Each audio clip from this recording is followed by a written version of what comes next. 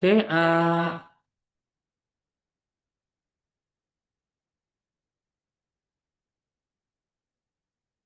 deh. Oke, kita mulai ya. Ini baru ada 4 orang yang hadir ya. Di sini ada Edison, kemudian ada Faridatul Iza ya. Kita mulai saja karena um, waktu sudah menunjukkan jam berapa ya sebentar.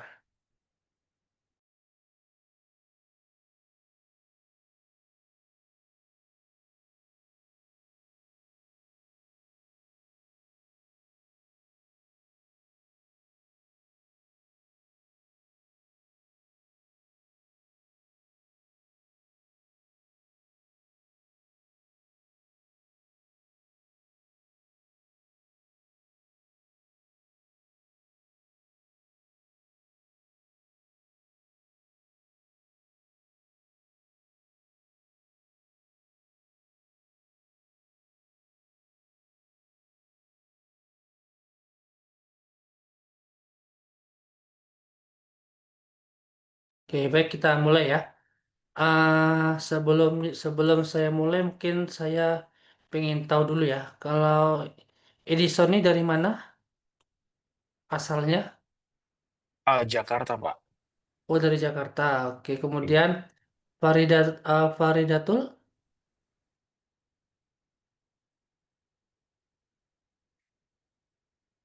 Oke, mungkin lagi kerja mungkin ya. Baik, kita mulai ini. Saya mohon maaf ya, belum bisa nonton kamera. Mungkin takutnya nanti sinyal terganggu. Nanti akan saya aktifkan kembali kamera pas saat di sesi penutupan. Jadi saya mohon nanti semuanya untuk mengaktifkan kamera ya sebagai bentuk kehadiran atau pelaporan saya nanti ke UT. Baik, kita mulai ya. Kita mulai pertemuan hari ini ya. Selamat datang ya pada tuh web satu hari ini ya. Nah, sebelum kita mulai ya untuk mempelajari materi utama ya, mari kita pahami ya bersama ya pentingnya algoritma dan pemrograman di dalam dunia teknologi saat ini. Nah, algoritma ini merupakan langkah-langkah ya, langkah-langkah logis ya, langkah-langkah logis yang digunakan untuk menyelesaikan berbagai macam masalah ya secara sistematis. Nah, sementara pemrograman ini merupakan suatu proses untuk mengubah algoritma tersebut ke dalam bahasa yang dapat dimengerti dan dijalankan oleh komputer. Ya, baik itu C++, kemudian Java, Python, dan lain sebagainya.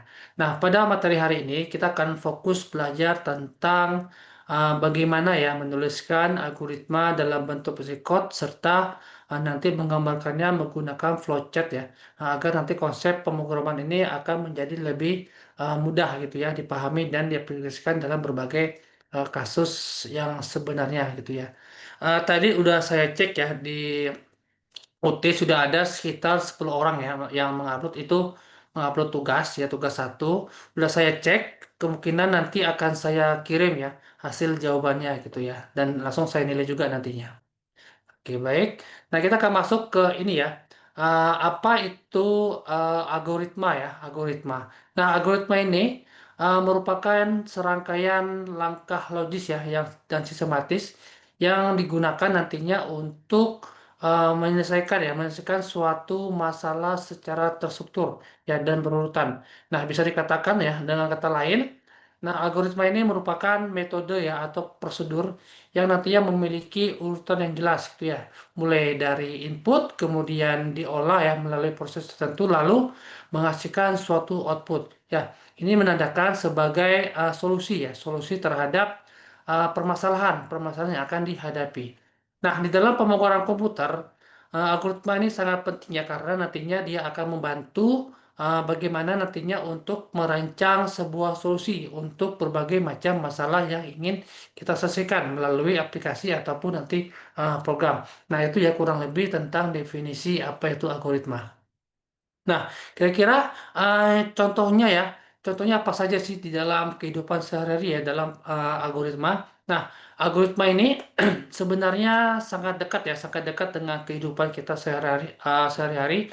Nah, secara sederhananya, Algoritma ini adalah urutan ya, urutan langkah-langkah yang jelas, kemudian terstruktur dan logis ya untuk menyelesaikan suatu masalah atau mencapai tujuan tertentu gitu ya. Nah, tanpa kita sadari, mungkin kita sering ya menerapkan algoritma dalam berbagai aktivitas rutin dalam kesehari-hari. Nah, di sini ada saya beberapa contoh ya, beberapa contoh sederhana mungkin uh, sudah tahu semua ya mungkin ya seperti apa algoritma yang mungkin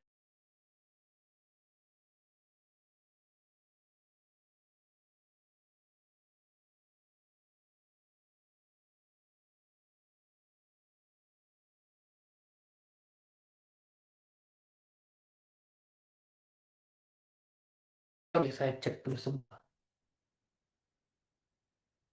Oke, gimana suara saya udah muncul kembali? Sudah, Pak. Sudah ya, oke, makasih.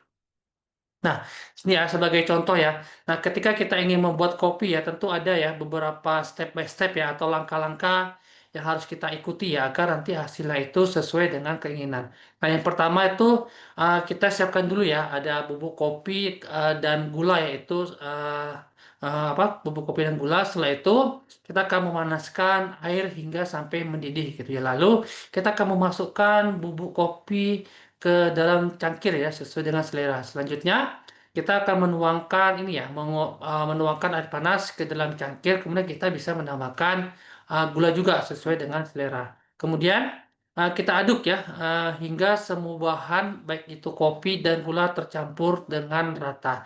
Nah, setelah selesai kopi tersebut siap untuk kita minum ya. Nah, proses ini disebut ini ya tersebut merupakan contoh sederhana bagaimana penerapan algoritma dalam kehidupan sehari-hari. Nah, kemudian ada contoh lagi ya, contoh ke berikutnya. Nah, di sini ada menggosok gigi gitu ya. Kita juga mengikuti ya beberapa urutan ya, urutan langkah yang teratur. Nah, di sini kita mulai dengan menyiapkan pertama itu ada sikat gigi, kemudian ada pasta gigi, lalu membasahi sikat dengan air gitu ya. Nah, setelah itu kita bisa mengoleskan pasta gigi secukupnya ya. Kemudian kita menggosok gigi secara menyeluruh. Nah, mulai dari depan, samping hingga bagian dalam. Nah, setelah selesai nanti kita akan berkumur ya, berkumur hingga bersih. Kemudian kita akan menyimpan kembali gitu ya sikat gigi ke tempatnya. Nah, semua langkah ini ya, ini akan membentuk suatu alur kerja ya, alur sistematis yang persis nantinya seperti algoritma dalam pemrograman komputer. Kemudian contoh yang lainnya di sini kita dapat ya contohnya dapat kita lihat saat kita menyeberang jalan gitu ya. Nah, sebelum melangkah kita pastikan dulu ya terlebih dahulu untuk melihat kondisi di sekitar lalu lintas ya untuk memastikan tidak ada kendaraan yang melintas saat kita akan melintas. Nah, jika lampu lalu lintas untuk pejalan kaki berwarna hijau maka kita harus sudah mulai berjalan dengan hati-hati sambil tetap kita memperhatikan keadaan kiri dan kanan ya hingga kita sampai ke seberang jalan dengan aman. Nah, urutan tindakan tersebut ya ini apa ya merupakan ya sebuah contoh penerapan algoritma di dalam kehidupan nyata atau kehidupan sehari-hari. Nah, dari contoh tersebut ya, dari tiga contoh tersebut dapat kita pahami ya bahwa algoritma ini tidak hanya digunakan di dalam dunia komputer saja, tetapi juga menjadi bagian dari rutinitas kita sehari-hari.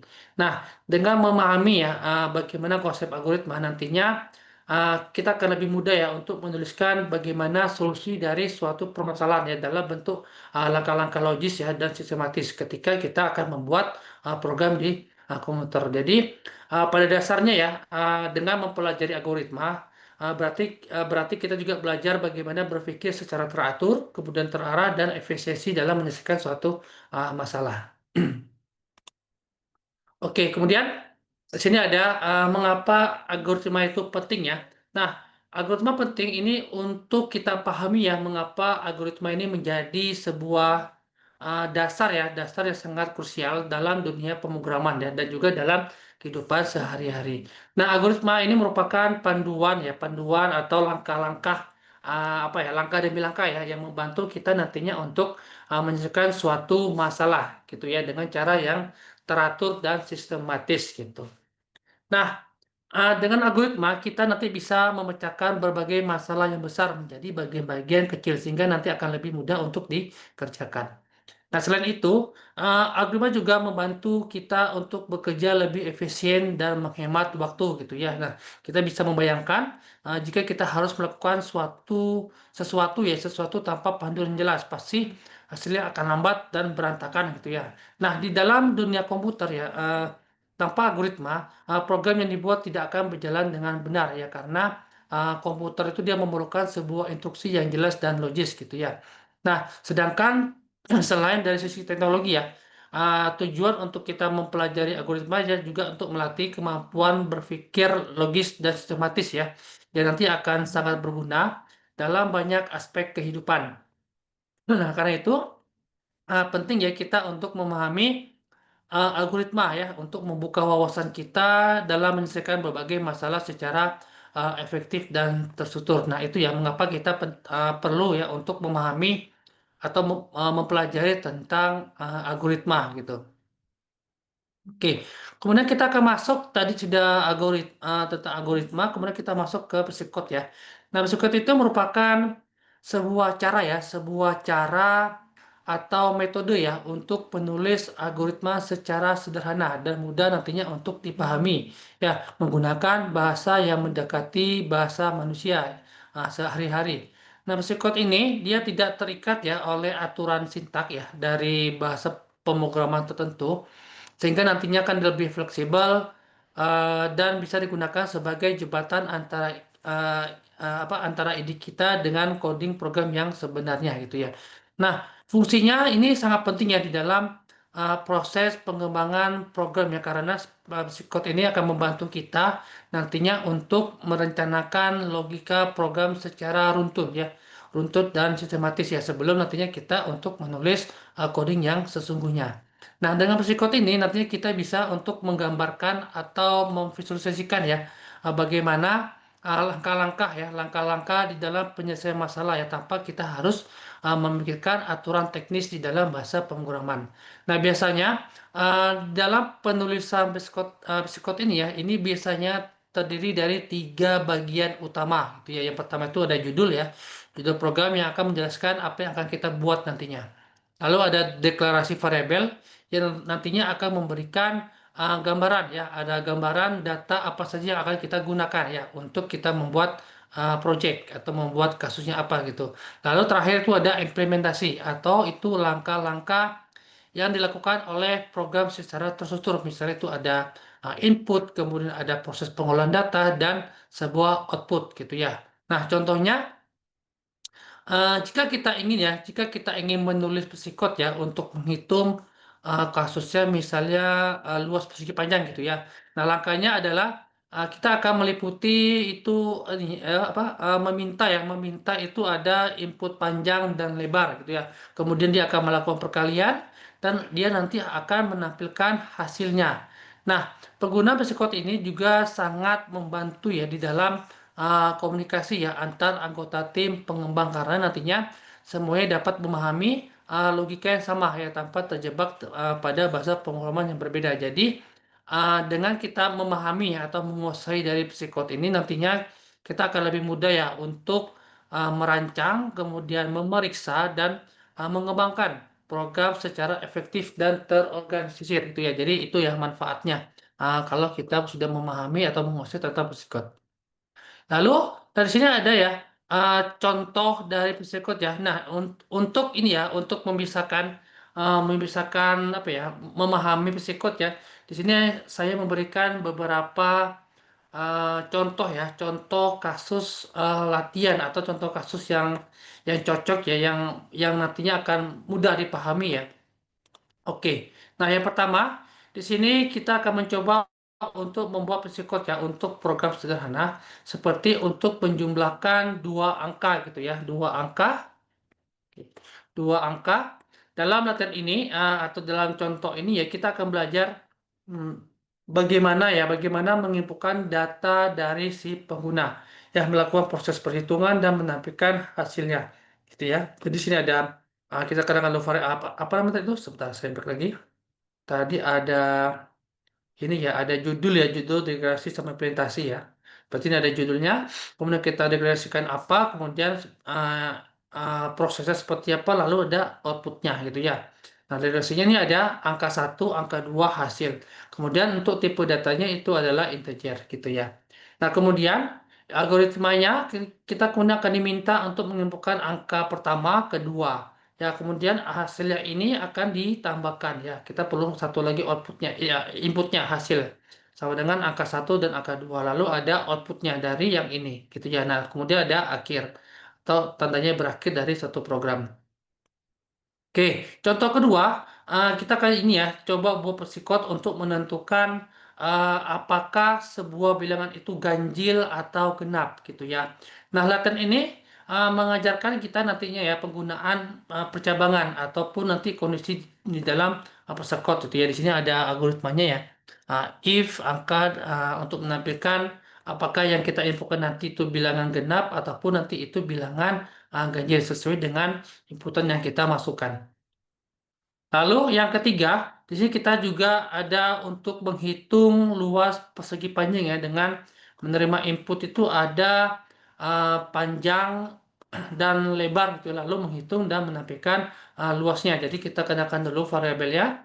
Ada panjang, lebar, luas dan apa panjang, lebar, luas dengan tipe datanya integer gitu ya. Kemudian kita akan masukkan berapa panjangnya, berapa lebarnya, kemudian dia akan mengkalikan ya luas sama dengan panjang kali lebar, lalu akan menghasilkan berapa luasnya yang telah kita inputkan, lalu ada n.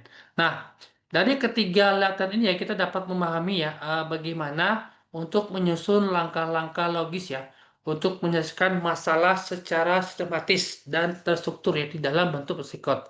Nah, ini sangat penting ya karena nantinya akan membantu kita ya membangun dasar-dasar pemahaman sebelum kita ini ya, sebelum memulai menulis kode program di dalam bahasa pemrograman baik itu bahasa C, Java dan lain sebagainya.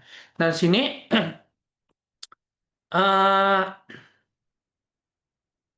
sebentar ya. Oke, nah dengan kita sering latih dan sering latih secara rutin, nantinya kita akan lebih terbiasa ya, lebih terbiasa secara algoritmik ya, dan siap nantinya akan menghadapi tantangan pemrograman yang lebih kompleks ke depannya. Jadi kalau misalnya udah terbiasa kita melatih ya, melatih kalau jadi kita akan lebih mudah nantinya untuk mengerjakan beberapa proyek yang diminta ya, baik itu nanti di perusahaan ataupun nanti kita membuat sebuah apa ya menjadi perusahaan ataupun kita punya perusahaan sendiri untuk membuat aplikasi punya orang gitu. Oke, kemudian, nah kita akan masuk ke flowchart gitu ya. Nah, flowchart ini merupakan suatu diagram ya, suatu diagram atau bagan alur ya, bagan alur yang akan digunakan nantinya untuk menggambarkan bagaimana langkah-langkah dari suatu proses ya atau alur logika dalam sebuah sistem ataupun program.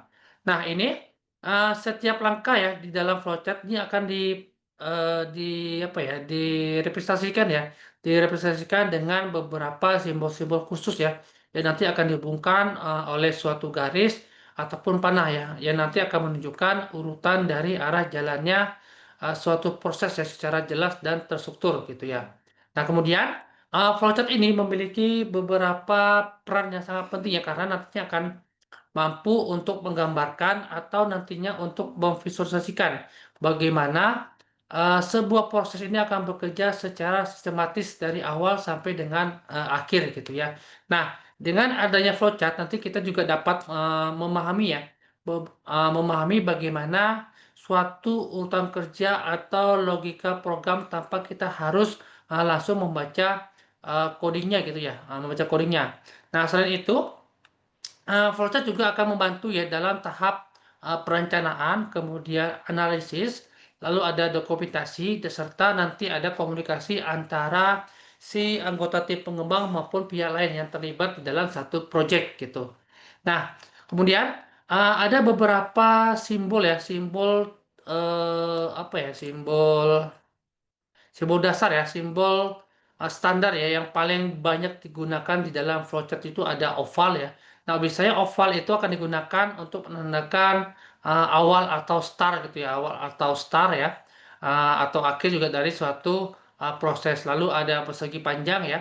Dan ini akan digunakan artinya akan menunjukkan suatu proses atau instruksi ya, instruksi apa ya, instruksi yang apa yang harus dijalankan atau apa yang harus dilakukan gitu ya. Lalu ada belah ketupat di sini saya ini belah ketupat ya. Nah, belah ketupat ini akan digunakan nantinya untuk pengambilan keputusan yang nanti akan melibatkan beberapa kondisi tertentu, misalnya seperti pilihan ya ataupun tidak. Lalu ada uh, parallelogram ya, ini akan digunakan nanti untuk menggambarkan input dan output suatu data gitu ya. Nah, dengan nantinya kita menggunakan flowchart ya, menggunakan flowchart nanti kita dapat ya melihat dengan jelas ya bagaimana langkah-langkah yang harus dilakukan ya, yang harus dilakukan selanjutnya berdasarkan suatu kondisi. Dan nanti juga akan memahami bagaimana suatu percabangan logika itu berjalan serta nanti akan mengetahui bagaimana data tersebut mengalir di sepanjang proses dari fungsi tersebut. Nah, hal ini nantinya akan menjadikan flowchart ini sebagai suatu alat ya yang akan membantu yang sangat berguna nantinya dalam perencanaan dari program karena kita dapat untuk meminimalkan kesalahan atau mengurangi kebingungan selama proses pengembangan perangkat lunak gitu ya. Nah, biasanya singkatnya ini ya, singkatnya flowchart ini merupakan bahasa visual gitu ya, yang mengubah teks dan logika yang kompleks menjadi gambar sederhana yang mudah dipahami oleh banyak orang ya, terutama orang yang non komputer gitu ya. Nah, melalui flowchart ini biasanya proses pengembangan bangunan ini dapat berjalan lebih cepat, kemudian lebih terarah dan menghasilkan kualitas yang lebih baik gitu ya. Nah, biasanya kalau di dalam skripsi ya, kita akan memasukkan ini ya, memasukkan flowchart ya untuk menggambarkan bagaimana program yang kita buat gitu ya. Biasanya itu diletakin di lampiran terakhir ya, untuk menggambarkan apa namanya alur dari program yang kita buat. Oke, kemudian di sini ada contoh ya, contoh flowchart. Nah, flowchart ini menjelaskan proses ya di sini ya menjelaskan proses ya untuk menentukan apakah sebuah bilangan termasuk ganjil atau uh, oh ini saya kurang satu ya, ini masukkan bilangan bulat atau ganjil gitu ya. Termasuk bilangan genap atau ganjil gitu ya.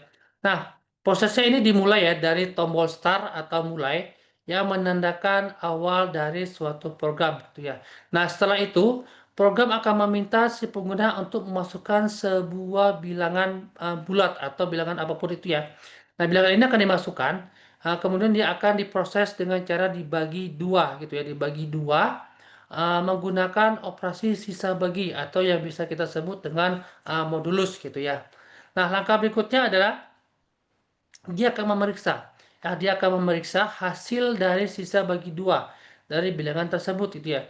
Nah, jika hasil baginya sama dengan nol, maka berarti dia bilangan tersebut adalah bilangan genap dan program dia akan menampilkan output genap gitu ya. Namun, jika hasil baginya tidak sama dengan nol, maka apa dia akan menampilkan bilangan apa ya, ganjil gitu ya. Apa namanya? Ganjil ya, dan program akan menampilkan output dia ganjil. Nah, setelah hasil ditampilkan, maka proses kemudian berakhir dengan ditandai dengan simbol N ya, atau dengan simbol selesai. Nah, contohnya ya, kalau misalnya si ini ya, ini kan flowchartnya. Kemudian kalau kita contohkan dengan program, sebagai contoh kita ini ya, si pengguna dia memasukkan angka 10 gitu ya, angka 10 maka 10 ini akan dibagi dua gitu ya, dibagi dua menghasilkan sisa nol sehingga program akan menampilkan genap. Nah, maka sebaliknya jika si pengguna dia memasukkan atau menginputkan angka 7, maka angka 7 itu akan dibagi dengan dua dan menghasilkan sisa satu sehingga program akan menampilkan bilangan atau menampilkan kata ganjil ya. Nah, dari flowchart ini dapat disimpulkan ya bahwa kunci utama ya untuk menentukan genap atau ganjilnya sebuah bilangan adalah dengan memeriksa apakah sisa pembagian bilangan tersebut dengan dua angka gitu ya, dengan dua angka. Jika sisi bagi sama dengan nol maka bilangan genap, dan jika tidak sama dengan nol maka bilangan adalah ganjil gitu ya. Nah, perlu juga diperhatikan ya, bahwa angka 0 ini termasuk ke dalam kategori bilangan genap karena 0 dibagi 2 hasilnya tidak menyisakan angka apapun gitu ya, maka dia disebut dengan angka termasuk dia bilangan genap. Nah, selain itu pada flowchart ini tampak ada tanda panah ya, tanda-tanda kembali setelah mencetak hasil. Ini masih ada kurang ya, saya kurang bikin tadi. Hasil tersebut akan diartikan bahwa proses ini dapat diulang gitu ya untuk bilangan lain ya. Tetapi jika tidak ingin berulang, maka seharusnya panel tersebut langsung menuju ke simbol N gitu ya. Nah, dengan demikian, proses ini bisa digunakan ini ya, digunakan baik untuk satu kali pengecekan ya maupun secara berulang jika ditambahkan perintah input ulang. Jadi, yang ini hanya digunakan sekali saja gitu ya. Kalau kita menggunakan ulang lagi, kita bisa menambahkan simbolnya lagi ya, simbol lagi untuk memasukkan input data lagi gitu ya. Oke. Kemudian kita akan masuk ke, oke sebentar dulu ya.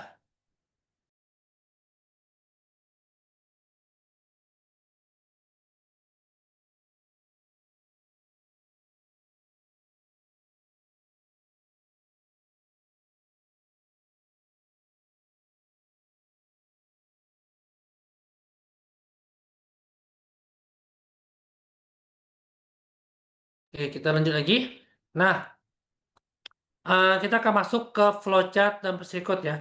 Nah, flowchart berikut ini merupakan dua alat ya, dua alat bantu utama untuk merancang dan menjelaskan algoritma ya sebelum ditulis menjadi sebuah kode program ya atau coding gitu ya. Nah, keduanya ini akan membantu berpikir secara terstruktur, tetapi dia mempunyai dari kedua ini dia mempunyai beberapa keunggulan dan kelemahan ya dari masing-masing tersebut. Nah, kita akan memahami ya kapan menggunakan dari masing-masing dan apa masing-masing akan mempercepat ya proses desain dan mengurangi kesalahan saat pengembangan. Nah, yang pertama kita lihat dulu dari aspek bentuk ya untuk flowchart dan psikot. Nah, bentuk ya untuk flowchart ini dia adalah diagram ya, diagram visual yang memakai simbol-simbol grafis ya, baik itu yang udah saya jelaskan tadi, itu ada oval, kemudian persegi panjang, lalu ada bola ketupat dan lain sebagainya ya. Kemudian ada panah juga ya, sehingga alur proses tampak seperti nyata, seperti real gitu ya. Sedangkan untuk yang psikot ini adalah sebuah representasi teks ya yang menyerupai bahasa manusia gitu ya. Nah, untuk kalimat struktur kontrol itu biasanya itu ada if, while, for dan lain sebagainya. Nah, biasanya dia ini ditulis secara terstruktur ya tanpa mengikuti suatu sintak dari bahasa pemrograman tertentu ya. Nah, yang perlu ditekankan bahwa ini ya flowchart ini istilahnya dia memudahkan pemahaman alur ya, pemahaman alur secara keseluruhan dalam sekali lihat gitu ya. Sedangkan persekutuan lebih mudah ditransformasikan langsung menjadi kode karena dia sifatnya terstruktur logis menjumpai bahasa pemrograman gitu. Jadi ada dua perbedaan gitu ya. Kemudian kita akan masuk ke dua ya, ini ada representasi ya. Kalau untuk flowchart ini, jadi setiap tindakan ini mempunyai simbol standar ya, yang saya jelaskan tadi ada oval, star M, persegi panjang dan sebagainya. Ya, itu bisa digunakan seperti itu. Lalu ada berikutnya ini bisanya gunakan kalimat sehari-hari yang terstruktur. Misalnya itu ada input angka, kemudian if angka mod 2 sama dengan 0, 10, else, and if gitu ya. Nah, itu dia. Nah, jadi inti keduanya ya, ini ya. Jadi dia ada cukup perbedaan ya antara keduanya. Sedangkan kita lihat dari segi kemudahan dan pemahaman ya untuk si flowchart dan berikut. Untuk si flowchart ini mudah dipahami ya, mudah dipahami terutama untuk orang umum ya, orang umum yang lebih kuat ke arah visualnya gitu ya. Nah, biasanya ini bagus ya untuk menjelaskan bagaimana coding itu dijabarkan, kemudian ada percabangan dan alur yang paralel. Sedangkan untuk si psikot ini dia mudah dipahami secara naratif dan lebih natural ya bagi yang terbiasa membaca instruksi berbentuk teks atau lebih paham tentang coding gitu ya. Nah, biasanya lebih cocok ya untuk mendetailkan algoritma sebelum kita akan implementasi gitu ya. Nah, di sini saran saya ya, kalau kita menggunakan flowchart pada tahap konseptual atau komunikasi awal, gunakan itu kita sebaiknya psikot ya saat akan menerjemahkan menjadi sebuah coding gitu ya. Nah, kira-kira apa saja kelebihan dan kekurangan dari masing-masing tersebut ya, baik itu dari segi flowchart dan psikot. Nah, kalau untuk flowchart ya, kelebihannya adalah dia menunjukkan suatu alur ya, alur atau proses kerja yang jelas ya. Jadi bisa kita visualkan. Kemudian efektif untuk memetakan proses yang kompleks atau interaksi antar langkah. Kemudian dia juga membantu orang yang tidak paham program memahami bagaimana proses yang akan kita kerjakan. Sedangkan kalau dari segi psikot ini jadi lebih fleksibel untuk penulisan detail logika dan kemudian mudah diedit dan dikembangkan. Nah, kemudian bisa langsung dijadikan panduan penulis untuk coding. Tapi susah dipahami untuk orang yang non komputer gitu ya, karena dia tidak tahu apa maksudnya dari yang kita bikin ini kecuali kita dalam bikin flowchart.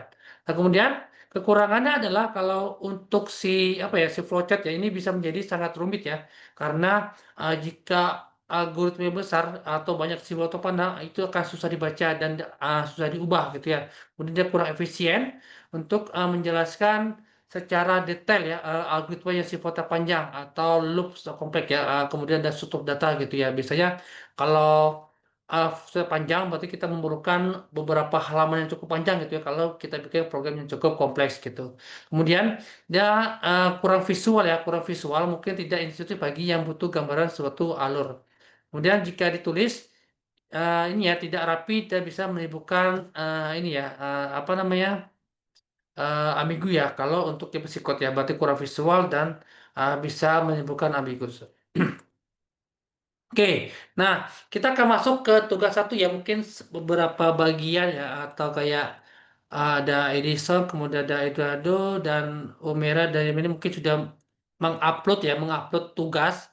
Mungkin belum saya upload ya, belum saya upload kembali ya. Masih masih saya baca-baca lagi ya. Nah di sini ada petunjuk ya, petunjuk tugas satu ya yang harus dikerjakan oleh tugas satu ini ya nanti akan diminta ya untuk membuat rangkuman yang bersumber dari internet ya dengan dua topik utama gitu ya. Nah, tujuan dari tugas ini adalah agar nantinya kita bisa belajar mencari dan memahami dan menulis ulang informasi tentang dunia pemrograman komputer yang menggunakan bahasa sendiri gitu ya, menggunakan bahasa sendiri ya. Jadi tidak boleh mengambil tapi coba kita modifikasi lagi dengan bahasa sendiri gitu ya. Nah, selain itu nantinya tugasnya juga melatih kemampuan di dalam menyusun sebuah laporan yang menggunakan format penulisan yang rapi dan terstruktur di Microsoft Word. Nah, untuk di poin A ya, di poin A untuk nomor satu ini adalah algoritma dan dunia pemrograman komputer ya. Nah, pada bagian ini nantinya akan diminta ya untuk mencari informasi dari berbagai sumber di internet ya mengenai pengertian algoritma, terus ada bagaimana algoritma berperan dalam dunia pemrograman komputer serta mengapa algoritma itu sangat penting ya di dalam menyusun suatu program. Nah, di sini juga bisa ya nantinya akan ini ya untuk menambahkan contoh ya, contoh penerapan algoritma ya di dalam kehidupan sehari-hari atau dalam pemecahan masalah sehari-hari di komputer. Nah, di sini dijelaskan juga ya hasil hasil penelitian tersebut kemudian dirangkum ya dalam sebuah dokumen Microsoft Word ya menggunakan spasinya 1,5 dan disertai dengan daftar pustaka minimal 5 sumber dari internet. Kalau bisa diusahakan tuh 5 tahun dari sekarang ya. Sama nanti kalau misalnya kita bikin skripsi gitu ya. Jadi referensinya harus 5 tahun dari sekarang gitu. Nah, kemudian eh, di poin B ya, di poin B ini topiknya adalah sejarah Java dan perkembangannya saat ini gitu ya. Nah, di bagian ini ya nantinya perlu ya untuk menelusuri bagaimana sejarah munculnya bahasa pemrograman Java ya, muncul pemrograman Java, kemudian kira-kira siapa pengembangnya, kemudian bagaimana Java berkembang dari ini ya, dari versi awal hingga versi modern gitu ya. Serta nanti alasan mengapa Java ini masih banyak digunakan ya sampai dengan saat ini gitu ya. Nah, selain itu juga nanti akan diminta ya untuk menyebutkan minimal dua software ya atau aplikasi ya yang dibuat di dalam bahasa pemrograman Java ya. Misalnya itu ada, mungkin sudah tahu semua ya, ada Android Studio, kemudian ada NetBeans IDE, kemudian Eclipse, itu bisa digunakan untuk pemrograman ya. Nah, kemudian kalau game itu biasanya itu ada namanya green food ya, kaki hijau ya, kalau dalam bahasa Indonesia itu kaki hijau. Nah, itu green food itu bisa digunakan untuk membuat game 2D ya, game 2D. Nah, sedangkan untuk animasi itu ada namanya Alice ya. Alice sekarang kalau tidak salah itu versi terbarunya itu Alice 3 ya. Alice 3 itu dia udah support untuk ke arah VR gitu. Jadi kita bisa membuat game secara VR menggunakan Alice. Nah, di situ juga dia objeknya sudah ada, kita tinggal masukkan coding, kita masukkan perintah saja ya. Jadi kita bisa masukkan coding saja bagaimana untuk menggerakkan kaki, tangan, pengucapan dan lain sebagainya. Dan jadi terserah mau menggunakan yang mana. Kemudian nanti dijelaskan saja secara detail. Oke, di poin nomor 2 ini ya, di poin B ini ini ya masih sama ya, berarti dibikin dalam satu word saja ya, dengan spasi yang sama 1,5 dan sertakan minimal sebentar, referensi juga ya, menggunakan referensi 5 ya, 5 sumber pustakanya. Nah, melalui tugas ini nantinya diharapkan ini ya bisa memahami ya dua hal yang paling penting. Yang pertama itu bagaimana algoritma ini menjadi dasar berpikir logis ya di dalam penyusunan laporan, dalam penyusunan program. Kedua nantinya bagaimana Java ini sebagai bahasa pemrograman modern berkembang dan digunakan secara luas di berbagai macam platform gitu ya. Nah, dengan memahami poin A dan B nantinya ini ya akan memiliki dasar yang sangat kuat ya untuk mempelajari pemrograman lebih lanjut gitu ya. Jadi ini merupakan basic dulu ya. Kalau sudah tahu dulu, baru kita enak, oh seperti ini manfaatnya. Jadi kita bisa fokus atau kita bisa lebih giat lagi ya untuk belajar pemrograman. Oke, kemudian kita akan masuk ke tadi poin nomor satu ya, nomor satu sudah. Kemudian kita masuk ke poin nomor dua.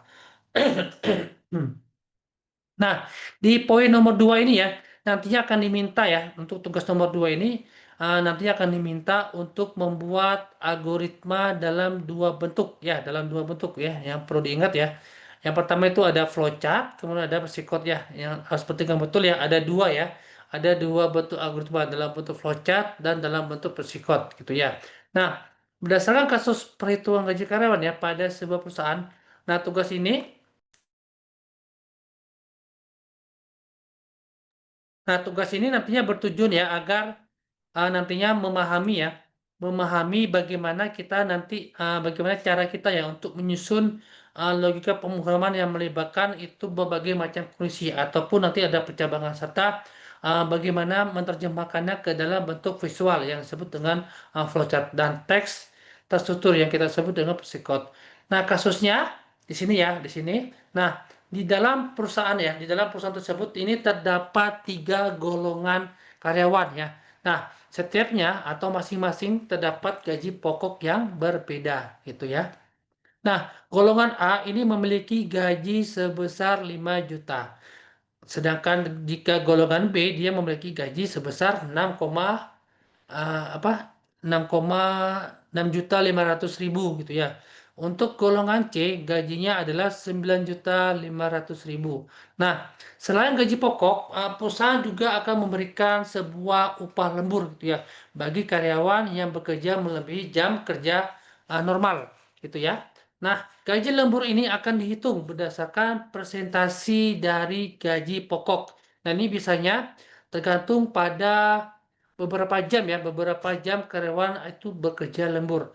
Nah, di sini ada aturannya ya, aturan yang ditetapkan oleh perusahaan. Nah, ada 5 poin ya, ada 5 poin ketentuannya. Nah, jika jika lembur 1 jam, maka gaji lemburnya adalah 30% dari gaji pokok. Kemudian, jika karyawan lembur 2 jam, maka gaji lemburnya adalah 32% dari gaji pokok. Kalau dia 3 jam, maka gaji lemburnya adalah 34% dari gaji pokok sampai dengan 5 ya.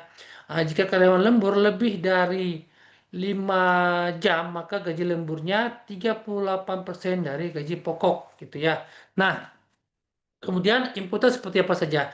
Nah, input yang digunakan dan di dalam algoritma ini hanya ada dua, yaitu ada uh, golongan karyawan, kemudian ada jumlah jam lembur gitu ya. Berdasarkan dua input tersebut nantinya program atau algoritma nanti harus mampu ya untuk menentukan gaji pokok ya, gaji pokok, kemudian gaji lembur dan menghitung total penghasilan dari si karyawan. Nah, untuk rumusnya mungkin seperti ini ya. Ada total penghasilan sama dengan gaji pokok ditambah dengan gaji lembur. Nah, tapi sebelumnya itu kita bikin kondisi dulu. Ada if else ya untuk menentukan gaji golongan A, kemudian gaji berapa dia lemburnya gitu ya. Nah, bagaimana langkahnya ya? Langkah untuk pengerjaannya ini bisa dijelaskan ya. Yang pertama itu saya jelaskan sedikit saja ya. Nah, pertama ini ya algoritma dia akan menerima input berupa golongan dan jam lembur. Kemudian kedua, kemudian dia akan menentukan gaji pokok itu sesuai dengan golongan, gitu ya. Kemudian ketiga, dia akan menentukan presentasi lembur sesuai jumlah jam lembur yang dimasukkan. Itu. Kemudian setelah itu si algoritma dia akan menghitung gaji lembur dengan mengalihkan gaji pokok, gitu ya, dengan presentasi lembur yang sesuai. Terakhir, algoritma akan menjumlahkan gaji pokok dan gaji lembur.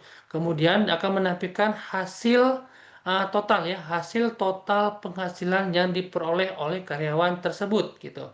Nah, pada bagian flowchart nanti perlu ya untuk menggambarkan bagaimana alur proses ini ya secara visual, yang mulai dari langkah mulai start, kemudian ada input golongan dan jam lembur, kemudian dilanjutkan dengan proses penentuan gaji pokok dan gaji lembur. Ya, kemudian ada perhitungan total gaji hingga langkah tampilkan selesai hasil dan selesai. Jangan lupa menggunakan kondisi if else ya, yang kayak berlaku tempat itu ya, itu harus ada itu karena dia ada kondisi if else gitu ya.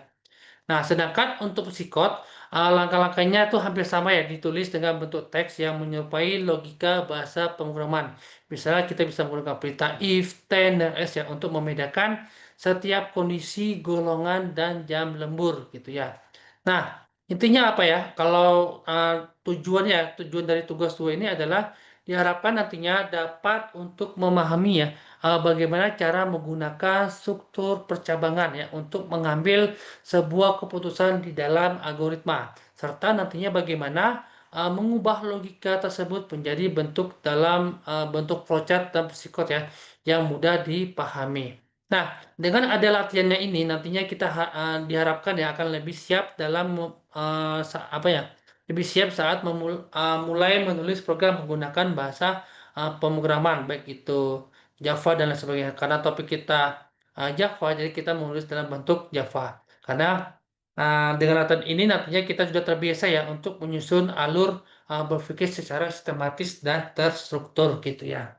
Nah, kemarin ada yang bertanya, Pak, untuk di nomor 2 apakah perlu dibuat video gitu ya? Nah, kalau nomor 1 ini dibuat dalam bentuk Word gitu ya, dalam bentuk Word sesuai dengan instruksi. Sedangkan di nomor 2 ini dibuat dalam bentuk video karena nanti harus dijelaskan, dibuat kemudian dijelaskan secara detail algoritmanya atau step by step-nya gitu ya.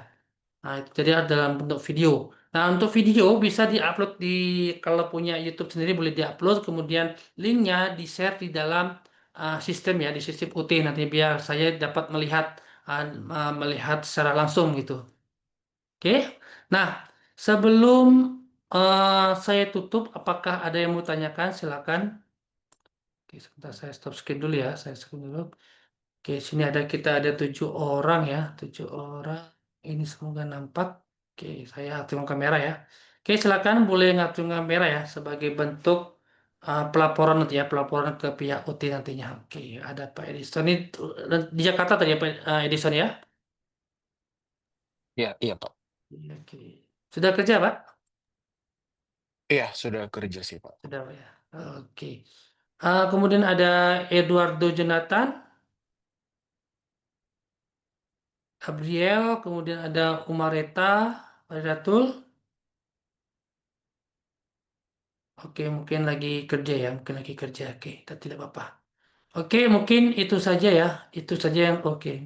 Aktif kameranya. Oke, saya screenshot lagi ya. Nanti kalau ada kendala silakan di chat ya, silakan di chat baik itu melalui email ataupun nanti di kolom chat yang ada di UT ya. Jadi insya Allah akan saya cepat balasnya ya, saya cepat balasnya. Insya Allah pasti akan saya balas tuh, pun agak telat sedikit. Ya, kalau ada kendala silakan nanti lagi. Oke, itu saja pertemuan Tweb hari ini ya. Kita sambung lagi mungkin di Tweb berikutnya lagi ya. Oke, tidak apa-apa. Oke, tidak apa-apa. Oke. Saya tutup ya pertemuan Tweb hari ini. Assalamualaikum warahmatullahi wabarakatuh. Waalaikumsalam, terima kasih, Pak. Wabarakatuh.